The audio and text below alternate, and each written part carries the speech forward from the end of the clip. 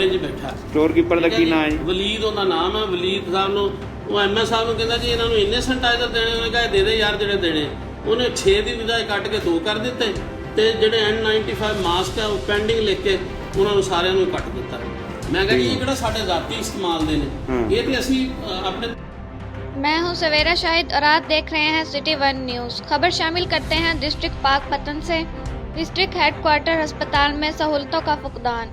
अस्पताल का स्टाफ और अमला हिफाजती किट्स, सैनिटाइज़र, ग्लव्स, मास्क से महरूम। Sanitiser laboratory officer Ghulam Farid से स्टोर कीपर की बदतमीज़ी, स्टाफ की भरपूर मजम्मत, MS बेबस। अस्पताल में लगाए गए कैलोरीन स्प्रे, गेट की असलियत के हवाले से शहरी अब्दुल जब्बार की गुफ्तगू।